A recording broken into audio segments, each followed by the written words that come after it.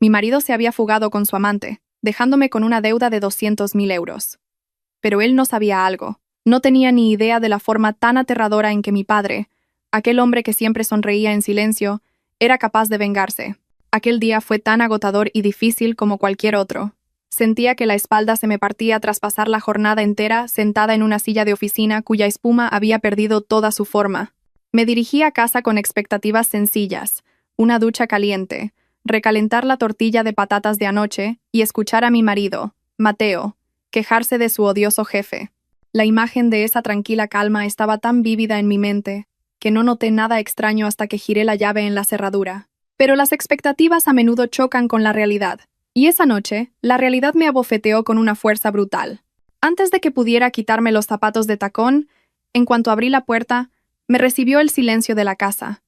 Era un silencio diferente al habitual, una sensación fría y vacía, como si entrara en un piso piloto. La luz del salón estaba apagada. Normalmente, a esa hora, Mateo la habría tenido encendida viendo las noticias de la noche o jugando con el móvil. Al principio, intenté ser optimista. Quizás se había quedado dormido de cansancio o había bajado un momento a la tienda a por tabaco o algo de picar. Pero la intuición de una esposa es a veces más aguda que la de un detective privado.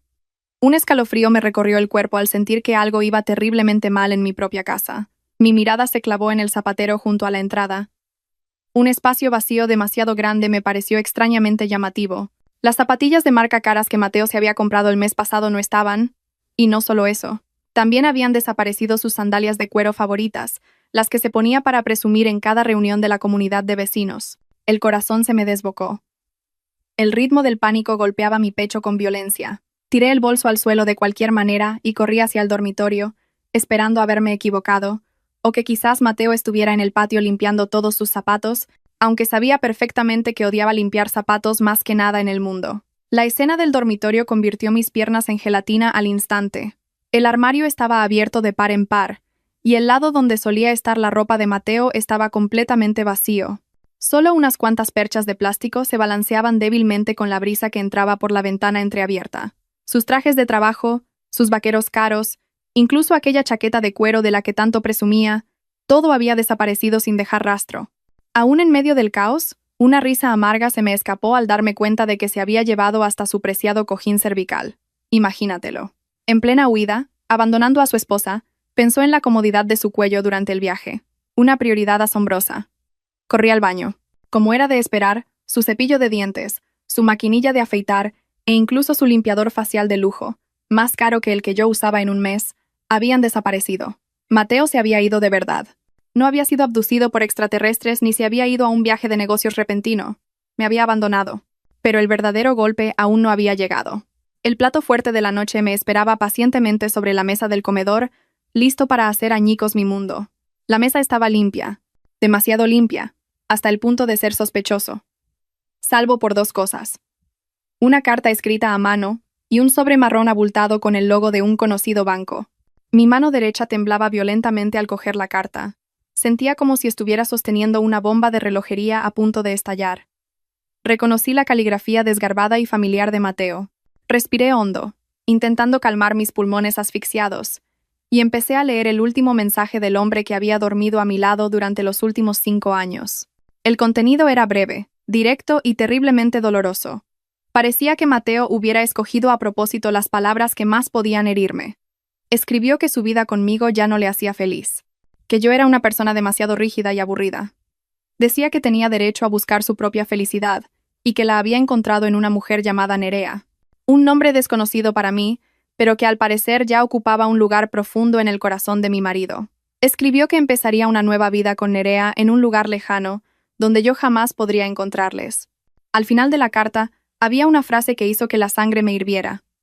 Lo siento, no podía llevarme las cargas del pasado. Del resto, encárgate tú. Sentí un ardor en los ojos, pero las lágrimas no brotaron. El shock era más fuerte que la tristeza. Mi mirada se desvió hacia el sobre marrón que había junto a la carta. Lo rasgué con rabia, destrozándolo. Dentro había varios documentos oficiales con el imponente logo del banco.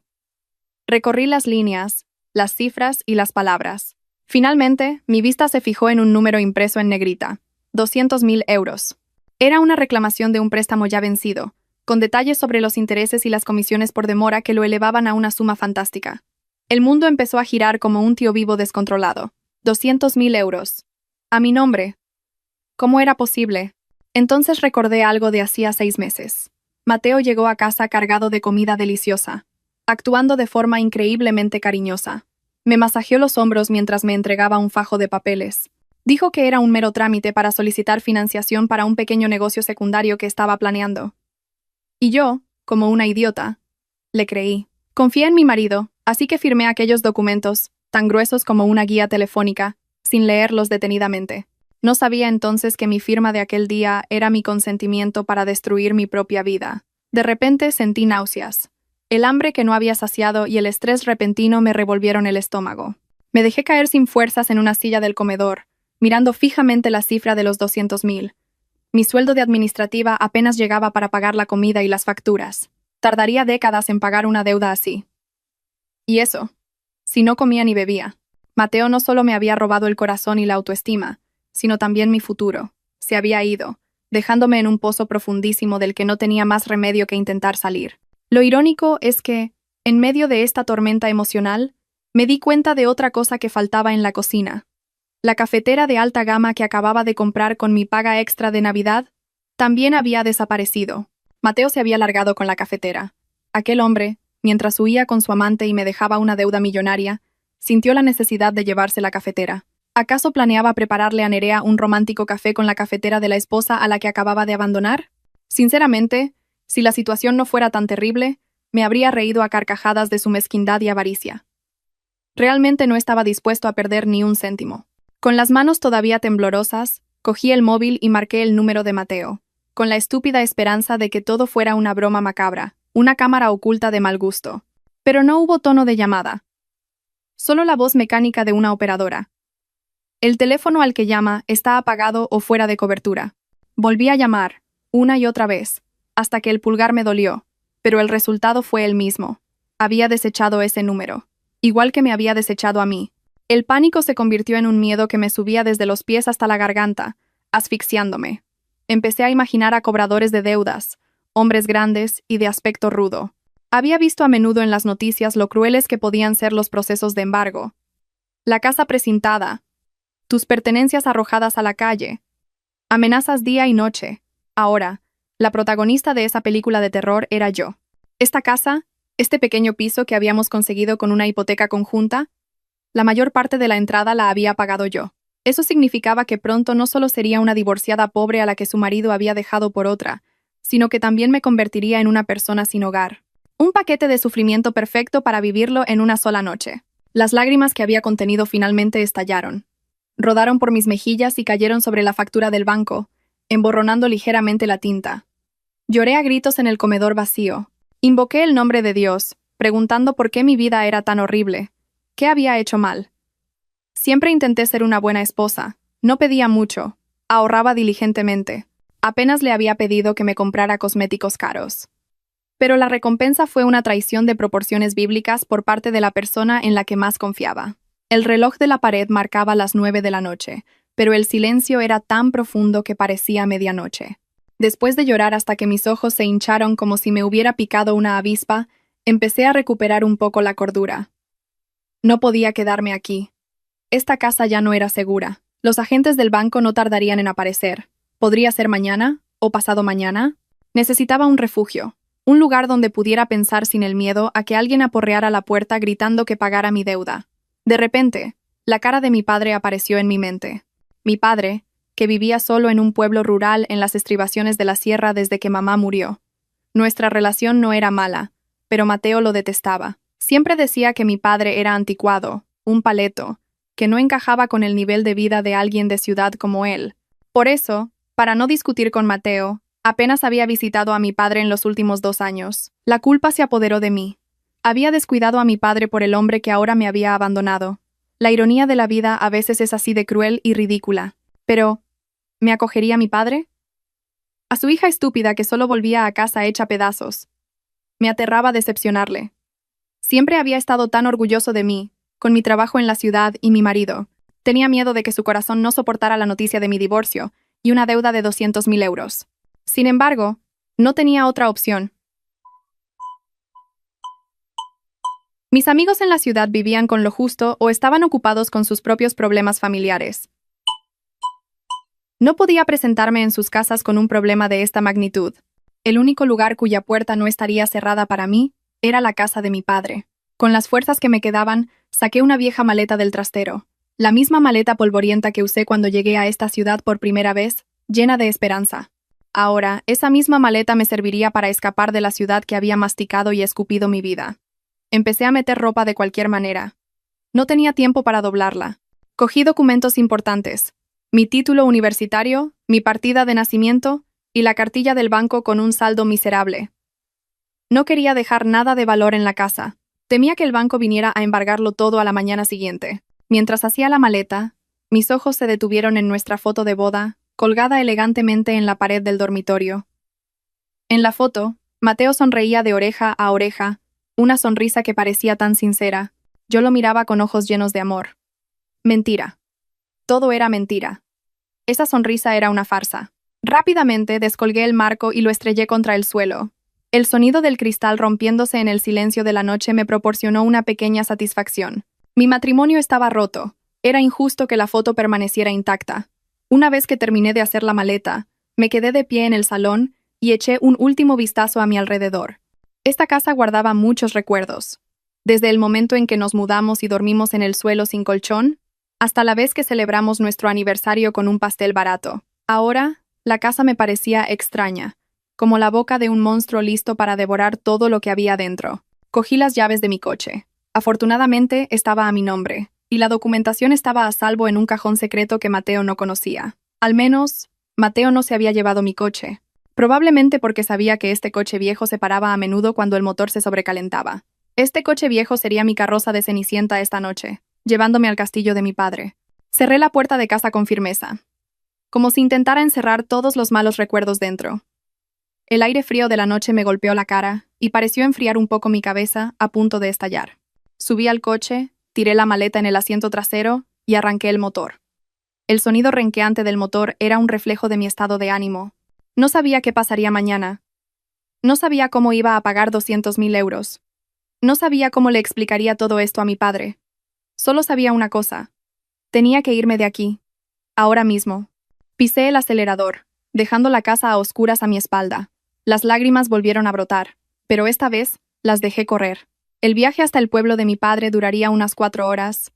Tiempo suficiente para llorar a mares antes de tener que mostrar una cara fuerte ante él. Adiós, Mateo. Adiós, Nerea. Y adiós, deuda. Bueno, la deuda probablemente me seguiría persiguiendo.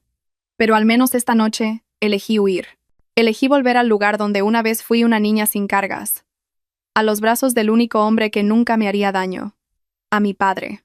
Esa noche, la autopista parecía interminable. Un oscuro túnel del tiempo que me obligaba a rebobinar los últimos 5 años de mi estupidez. Empezó a lloviznar. Las escobillas gastadas de mi viejo coche solo conseguían emborronar aún más el parabrisas.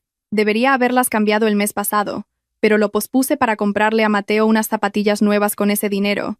¿No es irónico? Los mismos zapatos que yo le compré ahora le servían para huir de mí. Si lo hubiera sabido, habría cambiado las escobillas. O mejor aún, habría montado un puesto de churros. Mi coche, al que apodé el Toro por ser lento y ruidoso, avanzaba a duras penas contra el viento nocturno. El aire acondicionado llevaba años roto, así que tuve que bajar un poco la ventanilla. El viento frío, mezclado con la lluvia, me golpeaba las mejillas. Pero esa frialdad no era nada comparada con el hielo que sentía en el corazón. Decidí parar un momento en un área de servicio. Los ojos me escocían tanto que mi visión empezaba a ser borrosa. Necesitaba una botella de agua y un momento para aclararme las ideas. Aparqué en un rincón oscuro del aparcamiento. Me avergonzaba que alguien pudiera ver mi cara, transformada en la de un fantasma. Buscando un pañuelo en la guantera, mis dedos tocaron un pequeño trozo de papel. La curiosidad me pudo, y encendí la tenue luz interior. Era el ticket de una compra. La fecha era de hacía apenas una semana. Mis ojos se abrieron como platos al leer el nombre de la tienda. Una famosa joyería en el centro de la ciudad. Y el importe. Dios mío, casi se me salen los ojos de las órbitas. 10.000 euros. Mateo había comprado un collar de oro blanco de 10.000 euros. El pecho volvió a oprimírseme. Hacía una semana, Yo le había pedido que me comprara un tratamiento capilar caro porque el estrés me estaba provocando una caída de pelo severa. Mateo dijo que no tenía dinero, que había que ahorrar para el futuro. Ahora entendía que el futuro del que hablaba colgaba del cuello de Nerea. Mientras tanto, yo, su esposa, tenía que conformarme con un champú barato del supermercado. Le había comprado a su amante un collar que costaba lo mismo que una moto. Las piezas del rompecabezas empezaron a encajar. La razón por la que Mateo últimamente llegaba tarde, con la excusa de las horas extra para cumplir los objetivos de fin de año, la razón por la que sonreía solo mientras miraba el móvil. Yo, inocentemente, creía que estaba viendo algo gracioso en el chat de grupo con sus compañeros. En realidad, estaba construyendo su palacio de amor sobre mi sufrimiento, y yo, cada vez que volvía de sus supuestas horas extra, le preparaba una infusión caliente y le masajeaba la espalda para que descansara. Seguramente estaba cansado, pero de pasear por centros comerciales con Nerea. ¡Qué estúpida había sido! El destino estaba cada vez más cerca. El asfalto liso dio paso a las carreteras bacheadas típicas del campo. Las farolas escaseaban, y a ambos lados de la carretera se extendía una oscuridad total. A medida que me acercaba al pueblo de mi padre, la cobertura del móvil iba y venía, como mi relación con Mateo. Me pareció bien. Al menos por un tiempo, no recibiría notificaciones de cobro, ni llamadas de números desconocidos. Cuando el cielo del este empezaba a teñirse de naranja, el toro finalmente entró en el pueblo. El canto de los gallos me dio la bienvenida desde todas partes. Los campos verdes y el rocío de la mañana sobre las hojas de los huertos trajeron una pequeña paz a mi alma. Mi coche entró lentamente en el patio de una vieja casa de madera que se erigía sólida al final del camino. La casa de mi padre. El patio era amplio, lleno de las hierbas aromáticas y las flores que mi difunta madre había plantado. Nada había cambiado, excepto el limonero del patio delantero, que parecía más frondoso. Apagué el motor y se hizo el silencio. Un contraste absoluto con el caos de mi mente. No bajé de inmediato. Me quedé sentada en silencio en el asiento del conductor, mirando la puerta de la casa de mi padre, todavía cerrada. De repente, el miedo me invadió. ¿Cómo empezar? Hola, papá. ¿Qué tal estás? Ah, por cierto. Mateo se ha fugado. Y tengo una deuda del tamaño de una hipoteca. ¿Me puedes dar algo de desayunar? No podía decir eso. De repente, la puerta de la casa se abrió. Un anciano con unos viejos pantalones de trabajo y una camiseta blanca desgastada salió con una taza de café en la mano. Era mi padre. Su pelo era completamente blanco, pero para su edad se le veía en buena forma. Dio un sorbo al café mientras contemplaba el cielo matutino, y luego bajó la vista hasta detenerse en mi coche. Entrecerró los ojos. ¿O reconoció a el toro? ¿O se preguntaba qué hacía aquel trasto aparcado en su patio a esas horas? Cuando nuestras miradas se cruzaron a través del parabrisas, sentí que el corazón se me paraba por un instante. Mi padre no mostró una gran sorpresa. Simplemente dejó la taza de café en la barandilla de madera del porche, y con paso tranquilo, caminó lentamente hacia mi coche. Como si fuera la cosa más natural del mundo que su hija destrozada apareciera de madrugada. Con mano temblorosa, abrí la puerta del coche. Al bajar, no sentí el suelo bajo mis pies. El olor a tierra húmeda y el aroma del café de mi padre me llegaron a la nariz. Quería sonreír, saludarle, pero tenía un nudo en la garganta. En cuanto vi el rostro amable y arrugado de mi padre, todas mis defensas se vinieron abajo. Papá. Fue lo único que pude decir. Mi voz sonó rota y quebrada. Mi padre no me hizo preguntas como ¿qué haces aquí? O ¿dónde está tu marido? Simplemente me examinó de la cabeza a los pies, vio la maleta en el asiento trasero y mi cara destrozada. Y, sin necesidad de una sola palabra, pareció entenderlo todo. Su intuición era más aguda que la de cualquier detective. «Has venido», dijo en voz baja. Su voz era tan tranquila como el fluir de un río. «Entra. He preparado unas migas. Todavía están calientes». Y eso fue todo. Ni reproches, ni ira. Solo la oferta de unas migas calientes. Y extrañamente, esa simple frase hizo que mis lágrimas, que creía agotadas, volvieran a brotar, cayendo como una presa que se rompe. Corrí hacia mi padre y lo abracé. Descargué todo mi dolor, mi cansancio y mi miedo sobre sus hombros, delgados pero firmes. En sus brazos, me sentí segura. Aunque sabía que ahí fuera, una tormenta de 200.000 euros esperaba para devorarme. Al menos esa mañana, tenía unas migas calientes y a mi padre. Las migas que preparó mi padre eran extrañas. Tenían un sabor sencillo, un poco rústico, pero por alguna razón, cada bocado se sentía como el tranquilizante más efectivo del mundo. Estaba sentada en el porche trasero de la casa, mirando el campo de maíz que apenas comenzaba a dar sus frutos. Miré a mi padre a mi lado. Su piel curtida y arrugada por el sol, sus manos ásperas y callosas de sujetar la azada y una camiseta vieja con un pequeño agujero en el hombro. Ver a mi padre tan humilde hizo que la culpa me oprimiera aún más el pecho. Durante todo este tiempo, había permitido que Mateo le faltara el respeto. Y bien, la voz grave de mi padre rompió mis pensamientos. Casi me atraganto con las migas. No se giró a mirarme. Su vista seguía fija en un jilguero dentro de una jaula colgada bajo el alero. ¿Cuándo fue la última vez que vino ese... Mateo? Una pregunta sencilla, pero con una respuesta complicada. Dejé el plato en el suelo de madera. Era hora de la confesión. No volverá, papá. Mi voz temblaba como la cuerda de una guitarra a punto de romperse. Mateo. Se ha ido. Me ha abandonado. Mi padre detuvo un momento el balanceo de su mecedora y luego lo reanudó al mismo ritmo. ¿A dónde ha ido? ¿Otro viaje de negocios a una provincia lejana? ¿O esta vez tenía una junta de accionistas en Marte? Sonreí con amargura. Mi padre siempre supo que las excusas de Mateo no tenían sentido, pero nunca lo demostró delante de mí. No es un viaje de negocios, papá. Se ha ido con otra mujer. Se llama Nerea. Dice que ha encontrado con ella una nueva felicidad que no podía tener conmigo. Se hizo el silencio. Esperé la reacción de mi padre. Esperaba que se enfadara, que tirara la taza de café, que al menos soltara una maldición contra Mateo. Pero mi padre mantuvo la calma, como si le acabara de decir que el precio de los pimientos en el mercado había subido un poco. Vaya, murmuró brevemente. Mejor así. Abrí los ojos como platos. ¿Mejor así? ¿Qué quieres decir con mejor así, papá? ¿Tu hija ha sido abandonada como basura por un infiel y dices que es mejor así? Mi padre giró la cabeza lentamente y me miró con sus ojos, amables pero penetrantes. Claro que es mejor. La basura se ha sacado sola de tu vida, sin que tuvieras que barrerla. Dios es muy sabio, Valeria. Te ha librado de la persona equivocada antes de que fueras más mayor y te costara más escapar. La respuesta de mi padre me llegó al alma. Pensándolo bien, tenía razón. Pero el problema no era solo un corazón herido. El mayor problema era el agujero gigante que Mateo había dejado en mi cartera y en mi futuro. Esta era la parte más difícil de contar. Pero eso no es todo, papá, dije, con la cabeza gacha, jugueteando con el borde de mi viejo pijama.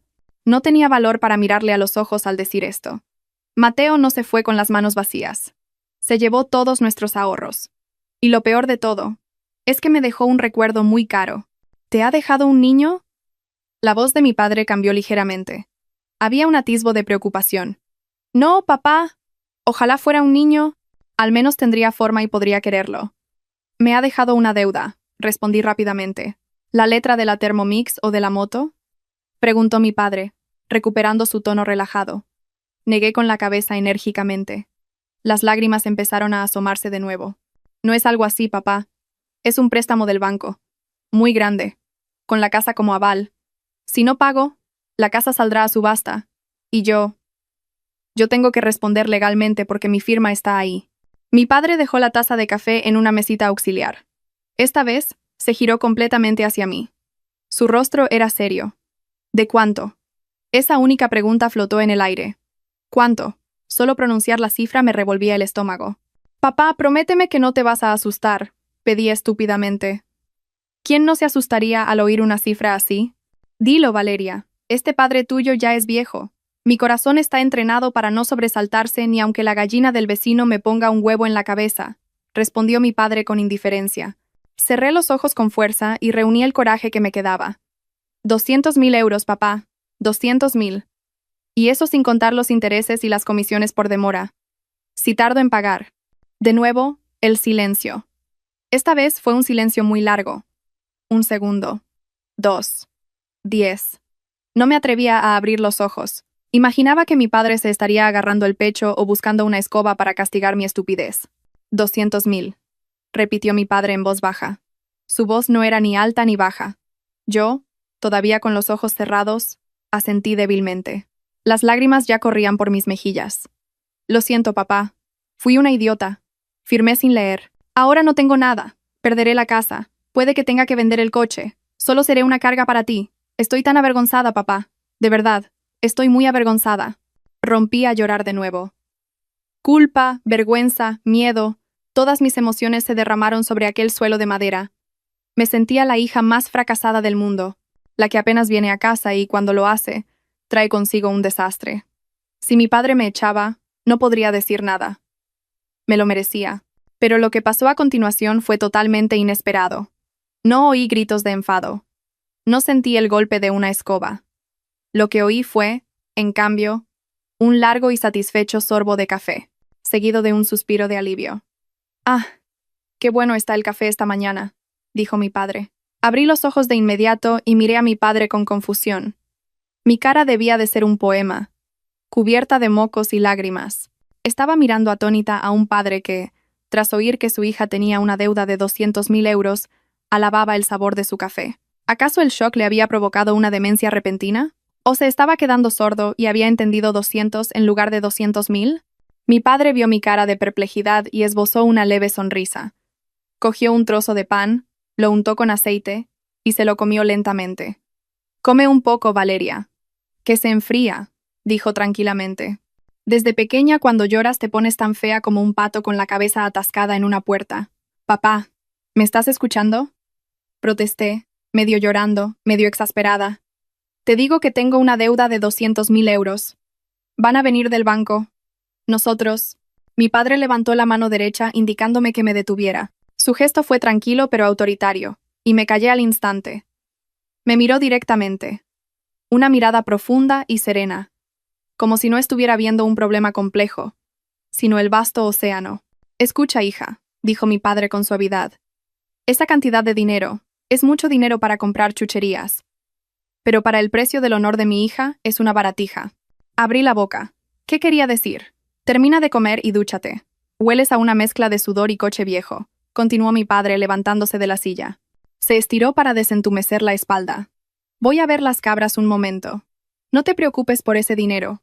Considéralo la matrícula más cara que has pagado en la universidad de la vida». Mi padre bajó del porche y se calzó unas zapatillas gastadas por un lado. Justo antes de irse del todo, se giró ligeramente y me dedicó una sonrisa misteriosa que nunca antes le había visto. No era la sonrisa de alguien confundido ni la de alguien resignado. Era la sonrisa de quien tiene un as en la manga en una partida de cartas. La sonrisa de un ganador oculto. 200.000, murmuró con una pequeña risa, como si fuera un chiste mañanero.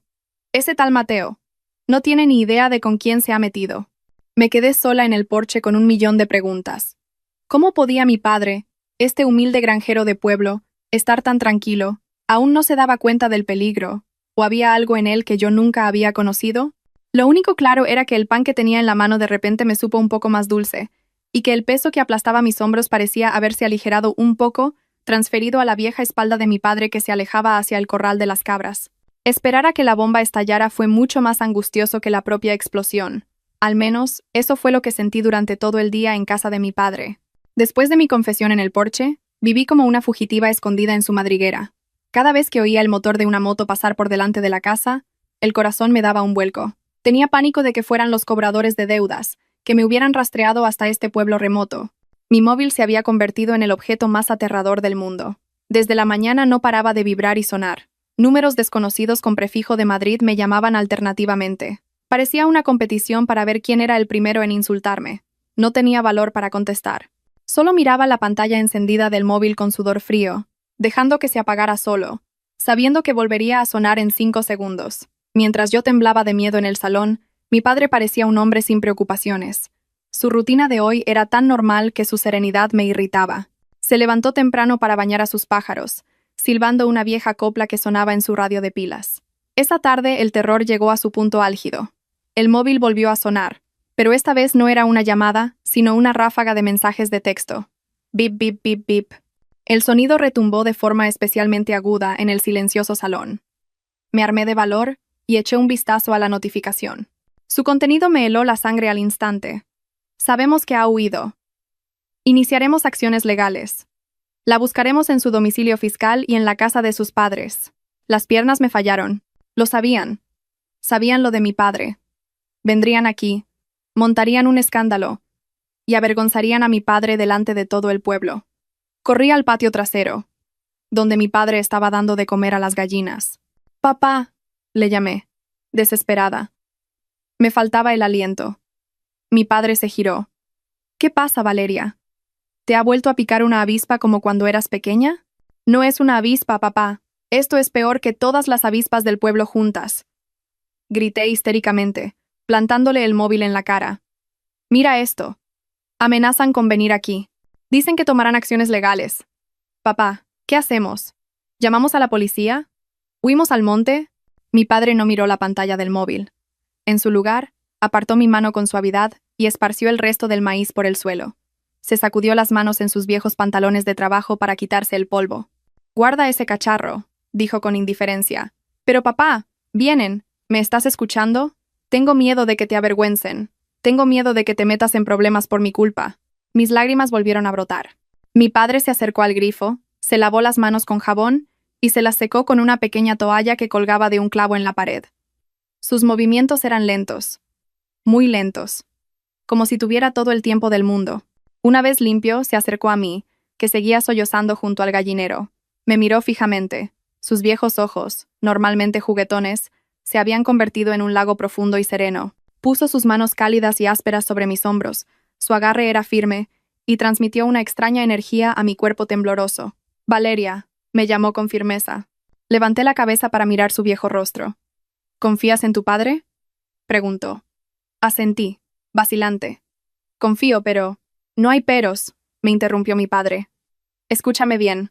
Mientras este padre tuyo respire, mientras mis pies pisen esta tierra, nadie, absolutamente nadie, tocará un solo pelo de la cabeza de mi hija. Ni el banco, ni los cobradores, ni la policía, y mucho menos ese insolente de Mateo. Pero la deuda es de 200.000 euros, papá. ¿De dónde vamos a sacar el dinero? ¿Vas a vender las tierras? No, papá, es la herencia del abuelo. Mi padre soltó una pequeña risa.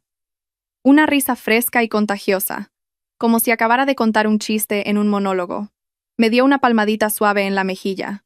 Tú siempre pensando demasiado lejos. ¿Quién ha dicho nada de vender tierras?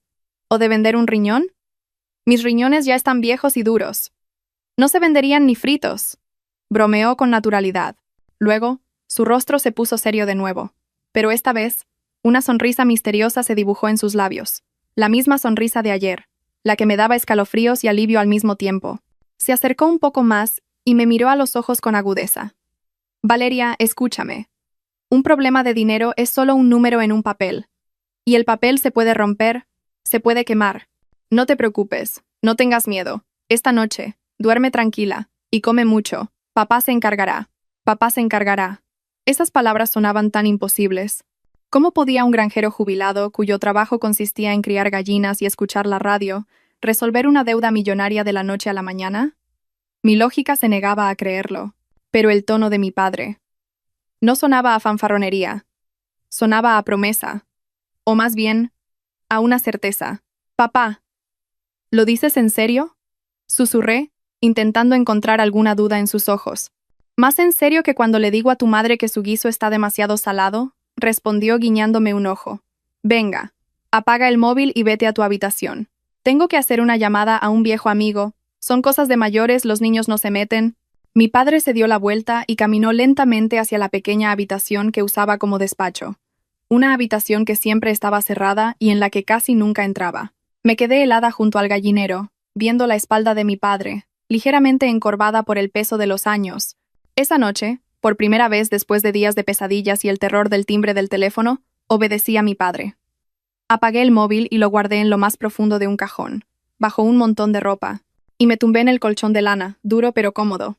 El sonido de los grillos fuera de la ventana era como una canción de cuna. Justo antes de quedarme dormida, oí la voz de mi padre, muy débil, desde el despacho. No era la voz que usaba normalmente para hablar con los vecinos. Era baja, firme, autoritaria, con un tono de mando que nunca le había oído en mi vida. No podía entender exactamente qué decía, pero la entonación me recordó a un general en una película de guerra dando órdenes a sus tropas. Bah, estaré tan cansada que oigo cosas, pensé, subiéndome la vieja manta hasta el cuello. Fuera lo que fuese que mi padre estuviera planeando, pasara lo que pasara mañana, esa noche decidí creer en esa frase mágica: no te preocupes, papá se encargará. Y con esa fe, por fin, me quedé dormida. Mientras yo curaba mi corazón roto en el campo masticando pan, en algún rincón de otra ciudad, Mateo debía de sentirse el hombre más afortunado del mundo. Podía imaginármelo brindando con Nerea en un apartamento de lujo, probablemente riéndose de lo fácil que había sido engañarme. Seguramente estarían planeando vacaciones, comprando cosas absurdamente caras y sintiendo que la vida es maravillosa cuando se tiene dinero sucio en las manos. Mateo había olvidado por completo que en este mundo existe una ley. Se cosecha lo que se siembra. Y él acababa de plantar la semilla de una tormenta en el campo del hombre equivocado. Esta mañana, el ambiente en casa de mi padre era diferente.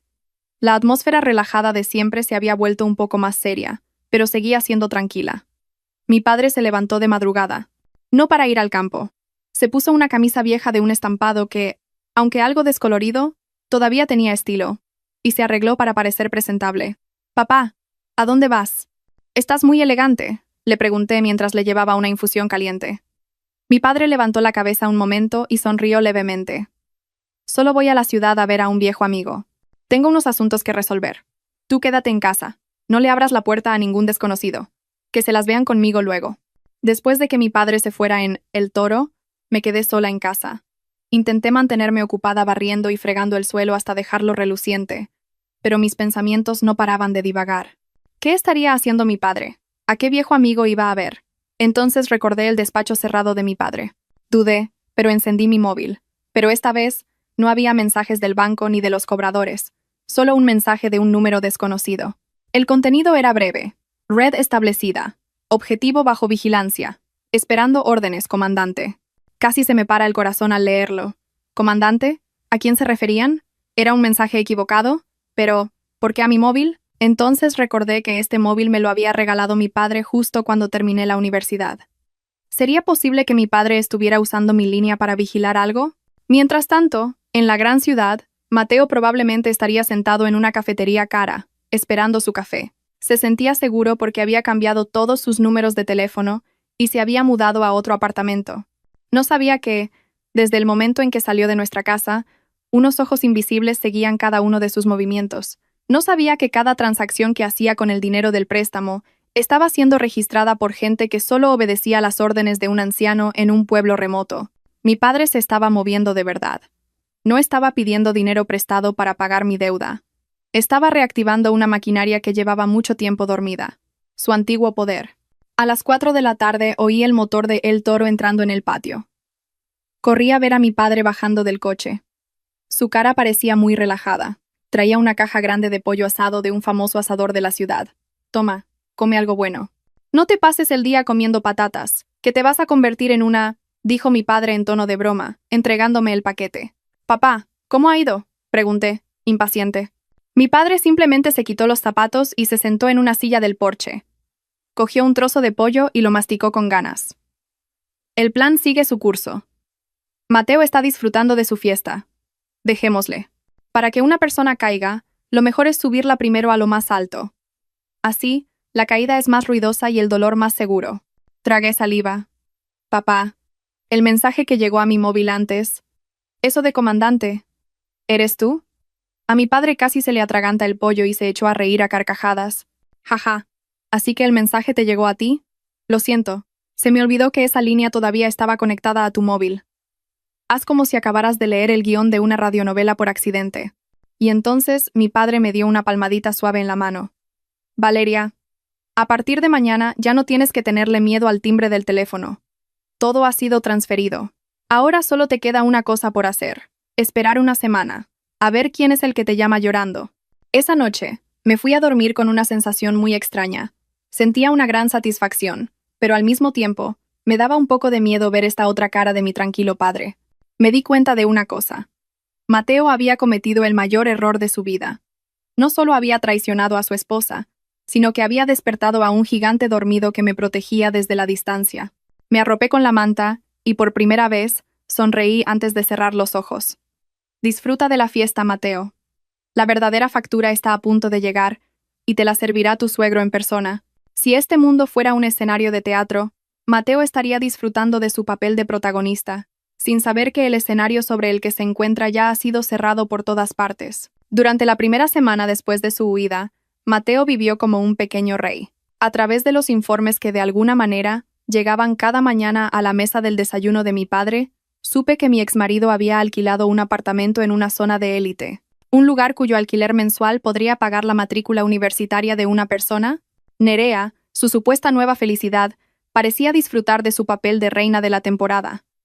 Se les veía a menudo en centros comerciales de lujo, cargando bolsas de marcas cuyos nombres apenas se pueden pronunciar. Mateo debía de sentirse muy orgulloso de poder satisfacer a Nerea con lujos que a mí nunca me había ofrecido. No se daba cuenta de que ese lujo estaba construido sobre arena. Pensaba que cambiando de número de teléfono y desapareciendo en otra ciudad, estaría a salvo del rastreo del banco. Mateo olvidaba que por encima del cielo hay otro cielo, y que por encima de los bancos hay gente que puede hacer que los bancos se arrodillen. En la casa del pueblo, mi padre había vuelto a su rutina habitual, o eso parecía. Volvió a regar las plantas, a dar de comer a las gallinas, y a ir de pesca de vez en cuando al río que pasaba detrás del pueblo. Pero yo sabía que esta calma de mi padre era la calma que precede a la tormenta.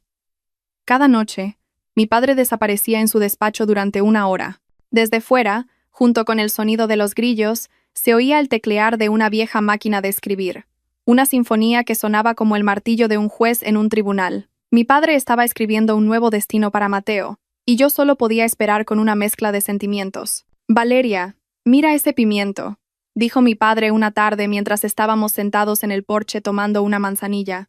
Señaló una planta de pimientos cuyos frutos estaban rojos y maduros, pero en cuyo tallo había una pequeña oruga. Esa oruga debe de sentirse muy llena, comiendo las hojas más frescas. No sabe que un pájaro la lleva observando desde esta mañana. Está tan ocupada comiendo que se ha olvidado de mirar hacia arriba. Sonreí con amargura ante la metáfora de mi padre. Pero la oruga todavía no ha sido devorada por el pájaro, papá. ¿Y si el pájaro llega tarde? Mi padre bebió su infusión lentamente. El pájaro nunca llega tarde, Valeria. Solo está esperando a que la oruga engorde un poco más, para tragársela de un bocado y quedarse lleno. Mañana, esa oruga habrá desaparecido del tallo. Y efectivamente, al día siguiente, el juego comenzó. Justo cuando salía el sol, mi padre me pidió que encendiera el móvil que había tenido escondido en el cajón todo este tiempo. Dudé, pero mi padre simplemente asintió con firmeza. Cuando la pantalla se encendió, ya no había miles de mensajes de cobro del banco, ni llamadas de cobradores agresivos. En su lugar, había un único mensaje del banco. Decía que toda la deuda a mi nombre había sido adquirida por un tercero, y que ahora yo estaba limpia de toda obligación legal. Casi se me cae el móvil al suelo. Papá, ¿qué significa esto? ¿La deuda está saldada? Papá, ¿con qué la has pagado? Pregunté con voz temblorosa. Mi padre solo sonrió levemente mientras peinaba las plumas de un pájaro. No la he pagado con dinero, Valeria. Solo la he cambiado por un pequeño favor que le hice en su día al director de ese banco. Ahora, esa deuda ya no es asunto tuyo. Esa deuda digamos que ha pasado a una empresa de inversión que cobra las deudas de una forma un poco más creativa. En la ciudad, el mundo de Mateo empezó a tambalearse. Mientras disfrutaba de un almuerzo en un restaurante de lujo, su tarjeta de crédito fue rechazada de repente. Intentó con otra, pero también fue denegada. Mateo se sintió avergonzado, pero intentó mantener la compostura delante de Nerea. Pensó que solo sería un error del sistema, pero el verdadero shock llegó cuando volvió al apartamento. Ninguna de sus tarjetas de acceso funcionaba. El conserje le informó de que el apartamento había sido precintado por estar relacionado con flujos de capital ilícitos. Mateo intentó contactar con su empresa, esperando poder cobrar su sueldo o alguna paga extra, pero los golpes no cesaban. Su jefe, normalmente amable, le insultó por teléfono. Resultó que un expediente de investigación sobre la malversación de fondos de la empresa que Mateo había estado cometiendo sutilmente había aparecido de repente esa mañana en la mesa del Consejo de Administración. El expediente era perfecto, desde fotos de pruebas hasta el más mínimo detalle de las transacciones. Mateo no solo perdió su casa y su dinero, sino también su carrera y su reputación en menos de 1 hora. Al ver a Mateo tambaleante y confundido, Nerea mostró inmediatamente su verdadera cara. La que hasta entonces había sido una mujer cariñosa y dulce, se volvió fría como el hielo. ¿No decías que tenías mucho dinero, Mateo? ¿Cómo es que ahora te lo embargan todo y te despiden? Gritó en el vestíbulo del edificio, sin importarle las miradas de la gente. Para Nerea, el amor verdadero no importaba si no había saldo en la cuenta corriente. Para ella, Mateo era solo un cajero automático, y si la máquina se estropeaba, no dudaría en buscar una nueva. Mateo se quedó en la calle, mirando aturdido la maleta que Nerea le había tirado desde un taxi. No tenía dónde vivir, no tenía trabajo, y lo más aterrador de todo, empezó a recibir mensajes de texto de un número desconocido. Ya no eran los educados mensajes del banco. Contenían fotos de la casa de su infancia, fotos de la cara de su madre y una breve frase. «Nuestro dinero no es gratis, Mateo. Sabemos dónde estás». Mateo empezó a sentir un frío que le subía desde la planta de los pies hasta el corazón. Se dio cuenta de que no le perseguía el lento sistema bancario, sino algo mucho más oscuro y eficiente. Intentó recordar quién podría hacerle todo esto. Sus pensamientos se dirigieron a la esposa que había considerado débil, y al suegro que había considerado un viejo granjero estúpido. «No puede ser ese viejo», murmuró con voz temblorosa mientras deambulaba por la acera. Esa noche, bajo la tenue luz de una farola, Mateo estaba sentado solo en el banco de un parque. Tenía hambre, pero le daba miedo gastar el poco efectivo que le quedaba. Cada vez que una moto reducía la velocidad cerca, se levantaba de un salto y se escondía detrás de un árbol. Se sentía como una rata atrapada en un laberinto sin salida. Y a lo lejos, en una casa de madera en el campo, un anciano apagaba su máquina de escribir con satisfacción. Mirando una foto de nosotros dos con la parte de Mateo arrancada, mi padre susurró a la noche. «Esto es solo el principio, Mateo. El verdadero juego empieza ahora». Yo, que espiaba a mi padre por el resquicio de la puerta, suspiré profundamente. Sentía una extraña satisfacción, pero también un escalofrío. Mi padre realmente lo estaba solucionando todo, pero de una manera que yo nunca habría imaginado. Quizás Mateo estuviera llorando ahora, pero yo sabía que su llanto más desesperado estallaría en unos días. La vida de Mateo en este momento debía ser como estar atrapado entre dos muros de hormigón que se cierran lentamente. En solo 3 días, el hombre que una vez se sintió el más guapo y rico, se había convertido en un vagabundo de lujo muerto de miedo. Las noticias que llegaron esta mañana a la casa del pueblo a través de una llamada de mi padre fueron muy satisfactorias. Según las noticias, después de ser expulsado del apartamento, Mateo intentó alojarse en un motel. Pero antes de que pudiera dejar la maleta, la policía vino a buscarlo para interrogarlo sobre la malversación de fondos de la empresa. Lo irónico es que Mateo, cobarde como es, ni siquiera entró en la cárcel. Alguien pagó misteriosamente su fianza. Seguramente pensó que había aparecido un ángel salvador, pero solo era parte del guión de mi padre para que Mateo se quedara en la calle, sin la protección de los barrotes, y probara el verdadero terror. «Valeria, ¿sabes qué es lo más aterrador para un traidor?», preguntó mi padre sin volverse. «No es cuando lo atrapan, es cuando lo liberan, pero de repente, todas las personas que conocía fingen no conocerlo. Entonces es cuando siente lo pequeño que es el mundo». Permanecí en silencio, imaginando la cara de Mateo, que a estas alturas debía de estar demacrado y sucio. Se rumoreaba que Nerea, su verdadero amor, había desaparecido con el efectivo y las joyas que le quedaban a Mateo. El mejor momento llegó esta tarde. Mientras lavaba la ropa en el pozo del patio trasero, oí una moto detenerse frente a la casa. Era el cartero, y traía un documento oficial. Se lo entregué a mi padre, que estaba sentado cómodamente en el porche. Lo abrió, lo leyó brevemente, y sonrió de oreja a oreja.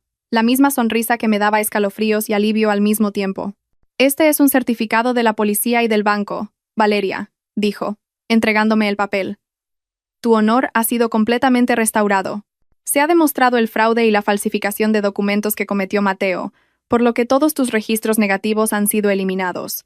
Nuestra casa en la ciudad también está a salvo. Ahora la propiedad es 100% tuya, sin un céntimo de deuda». Releí el documento varias veces, para asegurarme de que mis ojos no me engañaban. La gratitud me inundó el pecho, hasta el punto de que quise postrarme en el suelo y dar las gracias. La carga de 200.000 euros, que había pesado sobre mis hombros como una montaña, había desaparecido en un instante gracias a la silenciosa intervención de este hombre, de aspecto humilde, sentado frente a mí. «Gracias, papá». «No sé cómo podré pagártelo», susurré, abrazando sus piernas. Mi padre simplemente me acarició la cabeza con suavidad. «Solo hay una forma de pagármelo, Valeria.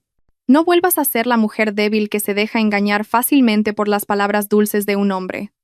Ahora, prepárate. Parece que esa asquerosa oruga está empezando a tener hambre y a sentirse confundida. Creo que intentará contactarte en 2 días». Y efectivamente, al atardecer, cuando el cielo se tiñó de un púrpura oscuro, mi móvil, que estaba sobre la mesa, vibró violentamente. Esta vez no era un número desconocido con el prefijo de un banco. Era un número que conocía muy bien, el antiguo número de Mateo, que había vuelto a activar. Miré el móvil con sentimientos encontrados. La ira me consumía, pero también sentía curiosidad por oír su voz rota. Respiré hondo para calmar mi corazón desbocado y deslicé el dedo por la pantalla verde del móvil. Me llevé el auricular a la oreja, pero permanecí en silencio, esperando la voz que vendría del otro lado. «¿Hola? Valeria. Soy yo, Mateo». La voz estaba completamente ronca, temblorosa y llena de un llanto contenido. Ya no había rastro del tono arrogante y seguro de sí mismo que me despreciaba. Valeria, ayúdame. Estoy en la calle. No tengo a nadie. Nerea se ha fugado con todo. El banco me ha embargado el apartamento. La empresa me ha despedido. Por favor, Valeria. Lo siento. Perdí la cabeza. Nerea me hechizó. Podemos empezar de nuevo, ¿sí? Cerré los ojos. Sentí una náusea extrema al oírle decir, perdí la cabeza. Perder la cabeza es una excusa que se usa cuando te equivocas de zapatos en una boda, no cuando engañas a tu esposa, falsificas su firma y le endosas una deuda millonaria. Valeria, por favor, di algo. ¿Por qué no dices nada? Empezó a gritar histéricamente Mateo al otro lado del teléfono. Su voz sonaba como la de alguien al borde de un precipicio. Sé que estás en casa de tu padre. Por favor, dile a tu padre que lo siento. Sé que todo esto es obra suya. ¿Cómo ha podido destrozar mi carrera así? Valeria, soy tu marido.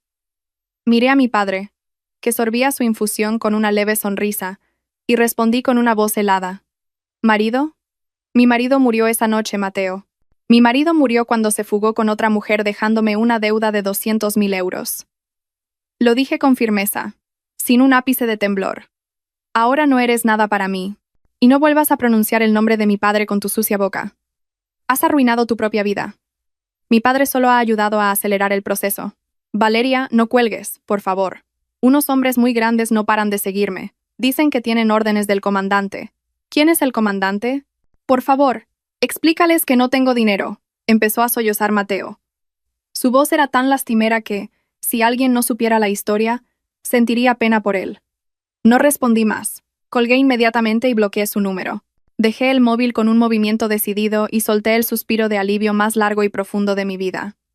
Me sentí como si hubiera sacado de casa una basura que llevaba años pudriéndose.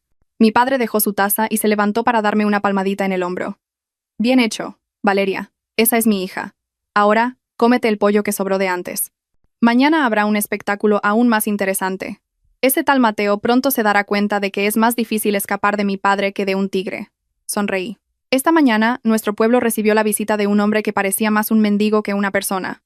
A través de la ventana del salón, vi la figura de un hombre de pie frente a la valla de bambú de la casa de mi padre. Su ropa, que en su día fue de marca, ahora estaba descolorida, manchada y en un estado lamentable. Su cara, una vez lisa gracias a las cremas caras, ahora estaba cubierta por una barba descuidada, y sus ojos estaban hundidos, como los de alguien que no ha dormido en días. Era Mateo. Lo observé desde la distancia con una emoción neutra.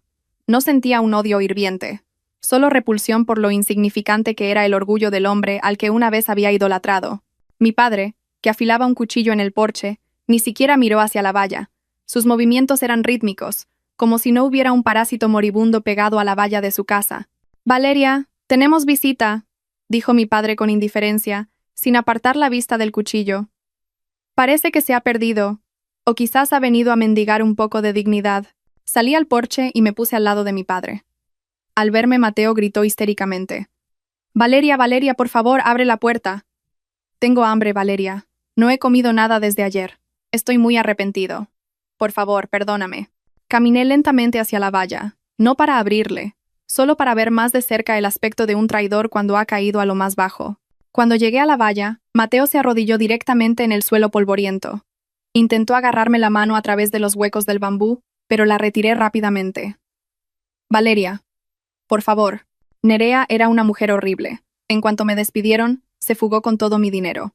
Me embargaron el apartamento, y unos hombres grandes que dijo que había enviado tu padre se llevaron todas mis cosas. Por favor, dile a tu padre que pare todo esto. No aguanto más. Mateo lloraba a lágrima viva. Sus mocos se mezclaban con el polvo de su cara.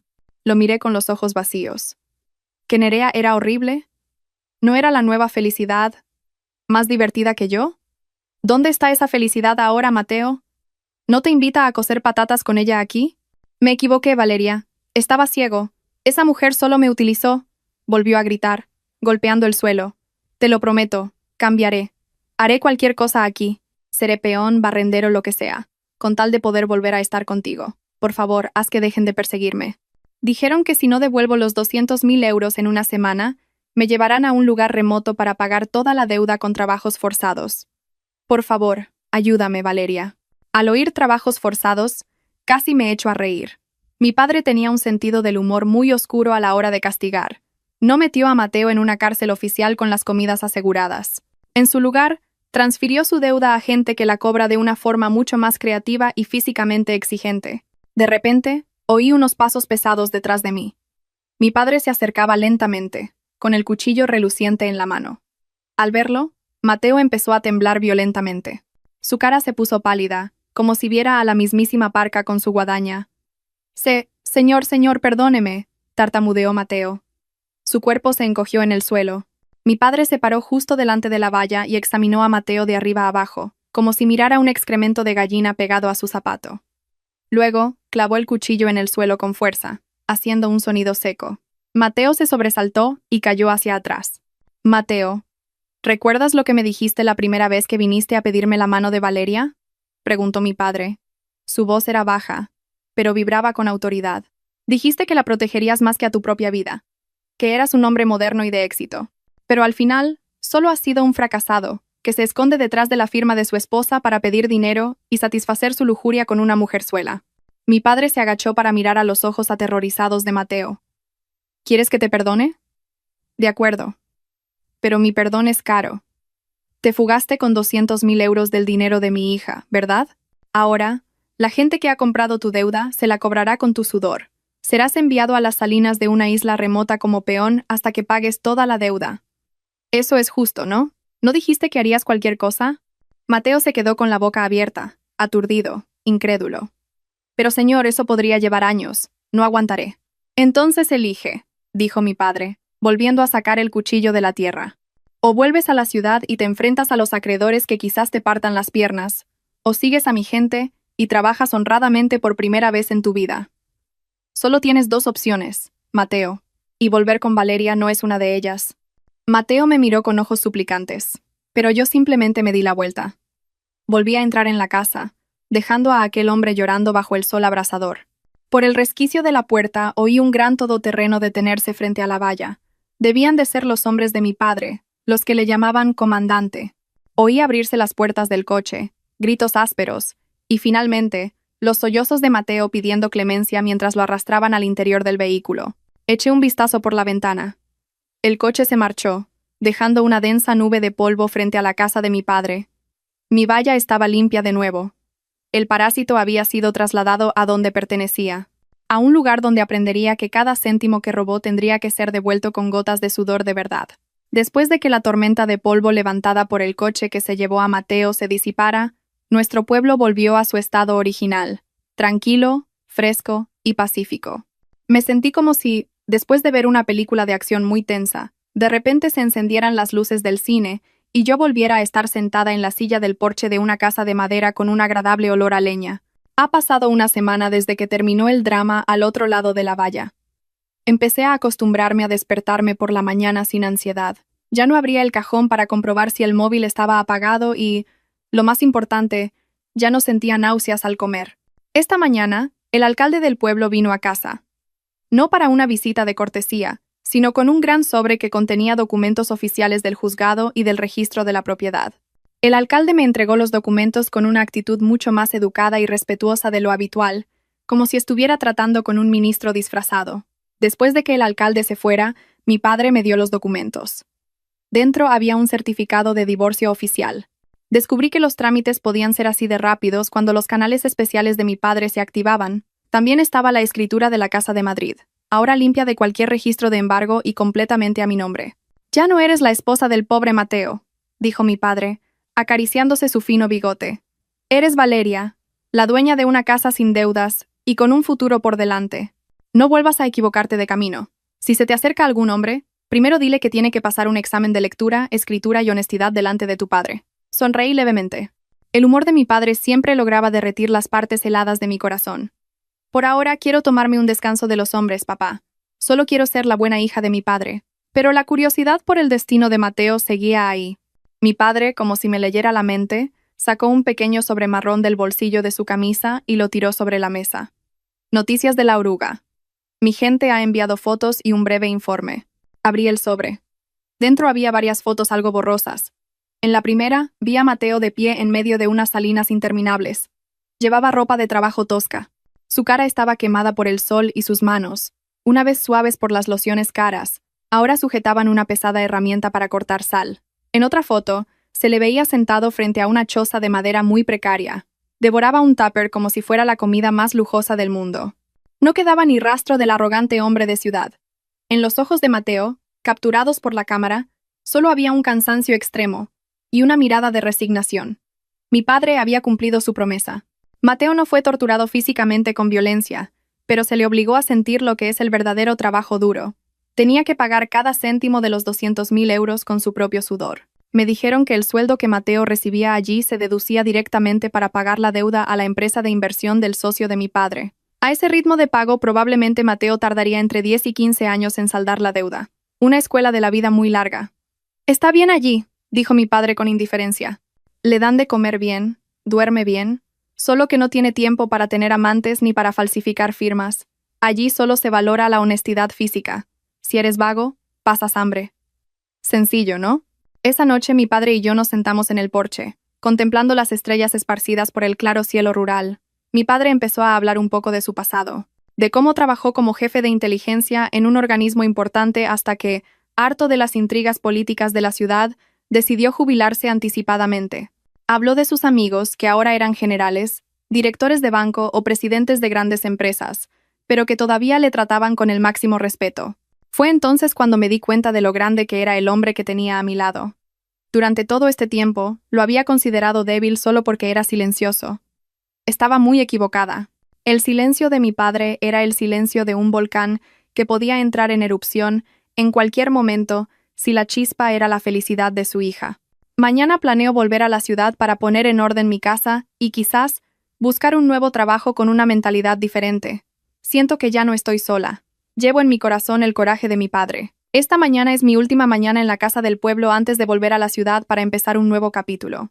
El aire de la mañana es increíblemente puro, como si todo el universo estuviera celebrando el fin de mi época oscura. «Recuerda lo que te he dicho, Valeria», dijo mi padre mientras bajaba las escaleras de la casa. «No dejes que nadie más tome el volante de tu vida. La conductora eres tú. Tú sabes cuándo pisar el acelerador y cuándo el freno. Y si algún hombre intenta subir, asegúrate de que no solo quiere un viaje gratis, y mucho menos que intente secuestrar tu coche». Sonreí y abracé a mi padre con fuerza, un abrazo muy largo, como si quisiera absorber la fuerza que le quedaba a este hombre extraordinario. «Te lo prometo, papá. No volveré a ser la tonta de antes. Gracias por ser mi héroe». Mi padre me dio una palmadita suave en el hombro y deshizo el abrazo. «La verdadera heroína eres tú, Valeria. Yo solo abrí la puerta, pero fuiste tú quien tuvo el valor de entrar. Olvídate de ese Mateo. Déjale que aprenda a ser una persona de verdad en las Salinas. Las últimas noticias que tengo son que, por miedo a pasar hambre, se ha convertido en el trabajador más diligente. Al menos se podría decir que lo he guiado por el camino del cielo a través del trabajo duro». Subí al coche y arranqué el motor.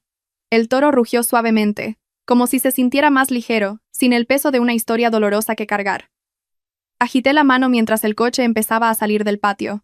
Por el retrovisor, vi la figura de mi padre, firme frente a la valla de bambú, agitando la mano en silencio hasta que su silueta se hizo pequeña y desapareció tras la curva del camino. El viaje de vuelta a la ciudad se me hizo muy corto. Ya no hubo un concierto de lágrimas en la autopista. Al contrario, encendí la radio y canté al ritmo de las canciones alegres que sonaban. Esa noche, me senté en el sofá a tomar una infusión caliente. Abrí las redes sociales por primera vez en mucho tiempo. Vi una nueva publicación de la cuenta anónima que le pasaba información a mi padre. Era una foto de Nerea, la nueva felicidad de Mateo. Parecía que estaba siendo interrogada en una comisaría por un delito de receptación de bienes procedentes de actividades delictivas. Parece que el regalo sorpresa de mi padre no se limitó solo a Mateo. Todas las personas que se habían beneficiado de los 200.000 euros de la deuda estaban recibiendo su parte, una por una.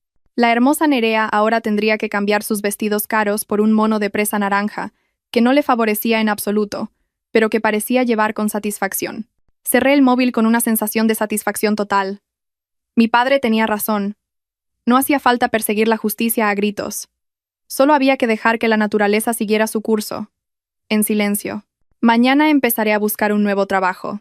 Tengo una casa, un coche y, lo más valioso de todo, he recuperado mi autoestima. La historia de mi vida pudo haber sido destrozada por una traición, Pero gracias a la mano fría de un viejo granjero de pueblo, aprendí que no hay tormenta que no se pueda superar si se tiene el valor de volver y enfrentarla. Mateo, a estas horas, debe de estar moviendo montones de sal bajo un sol abrasador, arrepintiéndose de cada una de sus decisiones. Pero yo estoy aquí, bajo el techo de mi tranquila casa, planeando un futuro mucho más brillante. El drama de los 200.000 euros y la traición ha terminado oficialmente. Apagué la luz del salón y me dirigí al dormitorio con el corazón ligero, y me dormí con la sonrisa más sincera de toda mi vida. Mi vida acababa de empezar. Y esta vez estoy segura de que no habrá más cartas de amor del banco que puedan perturbar mi sueño. Gracias, papá. Valeria ha ganado.